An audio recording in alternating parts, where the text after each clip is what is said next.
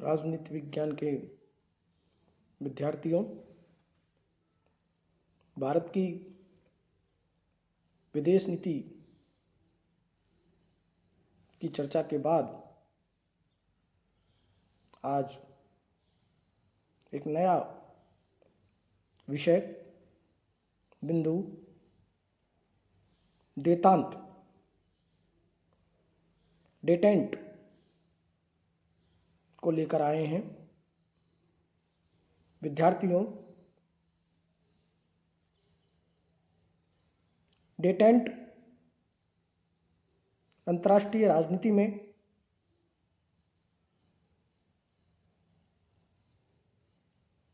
America और पूर्व Soviet संघ गुटों के मध्य तनाव में कमी को लेकर है। मित्रों, ये डेटेंट, जिसे हिंदी में देतांत के नाम से जाना जाता है, फ्रांसीसी शब्द है और इसका अर्थ है तनाव में शिथिलता।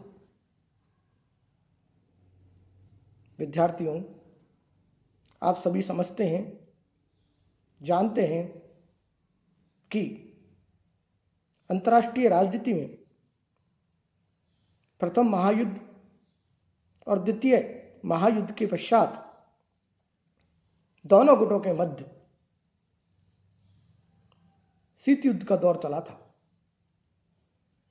शीत युद्ध यानी कि कोल्ड वार, और कोल्ड वार एक वास्तविक युद्ध ना होकर अंतर्राष्ट्रीय राजनीति में युद्ध के माहौल में शत्रुता का बढ़ना है। विद्यार्थियों, और इस युद्ध के माहौल को कम करने वाला वातावरण स्थिति देतांत के नाम से जानी जाती है। विद्यार्थियों, शीत युद्ध के दौर के बाद 1970 से 1979 के बीच जो ये दौर रहा, वो एक शांति का दौर रहा। दोनों महाशक्तियों के बीच तनावों में कमी आई, परंतु यह बात अलग है कि यह तनाव की जो शिथिलता है, जिसे देतांत के नाम से जाना जाता है, ज्यादा दिनों तक नहीं टिक पाई और पुनः 80 के बाद 87 तक कुछ ऐसा दौर रहा, कुछ ऐसी अंतर्राष्ट्रीय परिस्थितियां रही जिसके कारण एक नवीन शीत युद्ध का प्रारंभ हुआ। और इस नवीन शीत युद्ध के समय देतांत प्राय मृतप्राय हो गया, परंतु फिर पुनः 1987 के बाद एक नव शीत युद्ध की शुरुआत हुई और देतांत के बीज पुनः पैदा होने लगे। मित्रों, विद्यार्थियों, यदि हम देतांत की परिभाषा देखें, समझें, तो दी रैंडम हाउस डिक्शनरी के अनुसार देतांत का अर्थ है अंतर्राष्ट्रीय संबंधों में जो तनाव आ गया है उसमें कमी लाना। इसके अलावा ऑक्सफोर्ड डिक्शनरी ने देतांत की जो परिभाषाएं दी हैं वो यह हैं कि यह राज्यों के बीच तनावपूर्ण संबंधों का अंत है। मित्रों, डॉक्टर वी.के. श्रीवास्तव ने इसकी परिभाषा को देते हुए बताया है कि संयुक्त राज्य अमेरिका और सोवियत संघ ने अब शीत युद्ध के संघर्षपूर्ण संबंधों का अवसान करने का निश्चय किया है, जिसे प्राय देतांत के नाम से जाना जाता है। विद्यार्थियों, डॉक्टर जफर इमाम इसकी परिभाषा देते हुए बताते हैं कि पश्चिमी दुनिया में जो अर्थ दितांत का है उसे शांतिपूर्ण सहअस्तित्व के शब्द में अभिव्यक्त किया जा सकता है। मित्रों, प्रोफेसर हरीश कपूर इसकी परिभाषा को बहुत सुंदर तरीके से बताते हुए कहते हैं कि दितांत संबंधों की व्यवस्था में दोनों महाशक्तियों में आपसी व्यवहार में समझौतावादी रुझान का दायरा बढ़ता है और यूरोपीय महाद्वीप का अब विभाजित न होना अपितु यूरोपीय देशों के मध्य व्यापारिक और सांस्कृतिक आदान प्रदान का विस्तार होना, इसके अलावा संघर्षपूर्ण और विवादास्पद समस्या को द्विपक्षीय और बहुपक्षीय वार्ताओं से निपटारा करना इसके अंतर्गत माना जाता है, समझा जाता है। विद्यार्थियों, दितांत का अर्थ और इससे कहीं अधिक है और इसको प्रोफेसर एपी राणा कहते हैं, बताते हैं कि दितांत शब्द अपनी समकालीन अभिव्यक्ति में किसी भी प्रकार की यथार्थता के साथ न तो महाशक्तियों के बीच तनावपूर्ण संबंधों की समाप्ति है और न ही उनके बीच मित्रतापूर्ण संबंधों के रूप में परिभाषित इसे किया जा सकता है, क्योंकि इसमें कोई संदेह नहीं है कि उनके संबंधों में तनाव शिथिलता आती है, परंतु दितांत जैसा कि आज है महाशक्तियों के उन पारस्परिक जटिल संबंधों को प्रकट करता है जिनका संकेत इन परिभाषाओं में नहीं दिखाई देता, नहीं मिलता। मित्रों, यह उन ऐतिहासिक घटनाओं की ओर संकेत नहीं करता है जो पहले घट चुकी है, जैसे 1904 में इंग्लैंड तथा फ्रांस के बीच संबंधों का सुधारना। इसके अलावा 1907 में इंग्लैंड तथा रूस के बीच जो कई दशकों से जानी दुश्मन थे, संबंधों में सुधार करने के लिए कई प्रयास किए गए। मित्रों, इस प्रकार दितांत के अर्थ को समझौता करना, संधि करना या व्यापारिक समझौता करना नहीं कह सकते, परंतु तनावपूर्ण विरोधों के स्थान पर मित्रतापूर्ण सहयोग की स्थापना की यह प्रक्रिया है। इसे हम तनावपूर्ण संबंधों के बीच मित्रतापूर्ण सहयोग को, भावना को बढ़ाने वाली स्थिति कह सकते हैं। मित्रों, जो दितांत के कारण रहे, जो तनावों में शिथिलता के कारण दिखाई देते हैं, उन कारणों की यदि हम चर्चा करें तो पहले नंबर पर हमें कारण दिखाई देता है, वो ये है क्यूबा का मिसाइल संकट। ये क्या है मित्रों? 1962 में क्यूबा में जब दोनों महाशक्तियों ने अपनी अपनी मिसाइलें लगा दी तो इससे दोनों महाशक्तियों के बीच युद्ध होने की आसार बन गए, संभावनाएं बढ़ गई और इससे इस उपजे संकट को हल करने के लिए दोनों ने तनाव शिथिल को ही उचित समझा।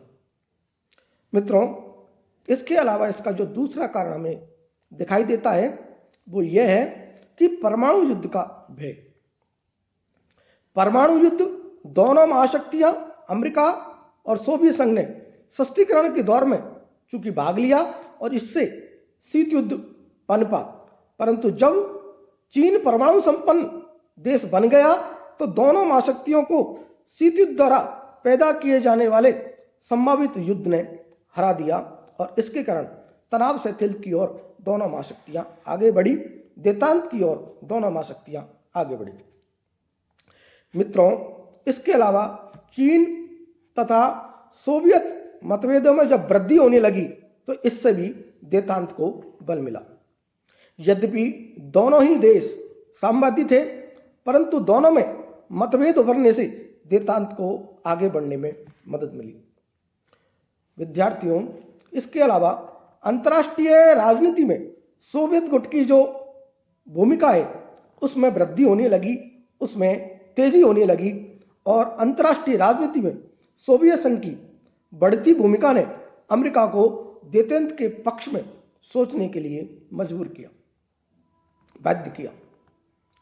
मित्रों, इसके अलावा सोवियत संघ द्वारा सह अस्तित्व की नीति क्रुश्चेव के कार्यकाल में, चूंकि क्रुश्चेव जो राष्ट्रपति थे, अमेरिका के राष्ट्रपति थे, उन्होंने शांतिपूर्ण सह अस्तित्व की नीति को सोवियत संघ की धारणा से देतांत के विचार को बल देने में अहम भूमिका का निर्वहन किया। क्रुश्चेव जो राष्ट्रपति हैं, अमेरिका के राष्ट्रपति थे, उनकी सदैव शांतिपूर्ण सह अस्तित्व की नीति में अंतर्राष्ट्रीय जगत में शांति को प्रदान करने में, बल प्रदान करने में उनकी भूमिका, उनका योगदान अहम है। मित्रों, इसके अलावा नाम नॉन अलाइनमेंट मूवमेंट, निर्गुट आंदोलन, चूंकि अंतर्राष्ट्रीय संबंधों में निर्गुट आंदोलन को साम्यवादी और लोकतांत्रिक दोनों राष्ट्रों का समर्थन प्राप्त था और दोनों राष्ट्रों के बीच मित्रता और सहयोग को बढ़ाने में नाम ने अपनी अहम भूमिका का निर्वहन किया और देतांत को बल मिला। विद्यार्थियों, इसके अलावा वियतनाम में अमेरिका की जब असफलता मिली तो इससे भी देतांत को बल मिला, क्योंकि वियतनाम में अमेरिका के बढ़ते हस्तक्षेप के बाद भी 1975 में वियतनाम का एकीकरण हो गया और इससे अमेरिका को देतांत के बारे में, देतांत के लिए सोचने के लिए मजबूर होना पड़ा। मित्रों, इस देतांत की जो प्रगति है, इसकी जो प्रोग्रेस है, 1970 से 1979 के बीच, तो उसके जो चरण हैं, उन चरणों की यदि हम चर्चा करें तो बारी बारी से हम लें तो पहला जो चरण है, पहली जो इसकी प्रगति है, वो हमें 1970 के मॉस्को बॉन समझौते के रूप में दिखाई देती है। मित्रों, ये क्या है? देखिए, 12 अगस्त 1917 को कोसिगिन तथा विली ब्रांट के बीच मॉस्को बॉन समझौता हुआ और इसमें स्वीकार किया गया कि सोवियत संघ और पश्चिमी जर्मनी एक दूसरे के खिलाफ शक्ति का प्रयोग नहीं करेंगे। मित्रों, पूर्वी और पश्चिमी जर्मनी की सीमाओं सहित यूरोप में जो वर्तमान सीमाएं, उन्हें दोनों देशों ने स्वीकार कर लिया और इस समझौते से जर्मनी में शीत युद्ध के तनावों के बीच बहुत अधिक कमी आई। मित्रों, इसके अलावा 1971 का जो बर्लिन का समझौता है, उसके कारण भी तनाव में शिथिलता आई, तनाव को कम करने में मदद मिली, यानी कि देतांत को बल मिला। मित्रों, मॉस्को बॉन समझौते से प्रेरित होकर पश्चिमी जर्मनी के चांसलर बर्लिन की समस्या को हल करने के लिए पहल की उन्होंने और 18 माह तक बातचीत करने के पश्चात 3 सितंबर 1971 को अमेरिका, सोवियत संघ, ब्रिटेन तथा फ्रांस ने बर्लिन पर एक 4 शक्ति समझौते को किया और इस समझौते के अनुसार पश्चिमी जर्मनी के लोग पूर्वी बर्लिन में जा सकेंगे और यह समझौता शांति की दिशा में एक महत्वपूर्ण कदम था, एक मील का पत्थर साबित हुआ और इससे अमेरिका और सोवियत गुटों के बीच संबंधों को सुधार करने में बल मिला, अर्थात देतांत को गति मिली। विद्यार्थियों, इसके अलावा पूर्वी जर्मनी और पश्चिमी जर्मनी के बीच जो समझौता हुआ, उसके कारण भी देतांत को बल मिला। 1972 यानी कि पूर्वी और पश्चिमी जर्मनी के मध्य एक समझौता नवंबर 1972 को हुआ और इस समझौते के अनुसार दोनों देशों ने अपने संबंधों के विभिन्न क्षेत्रों में परस्पर सहयोग के लिए कार्य करना और एक दूसरे को मान्यता प्रदान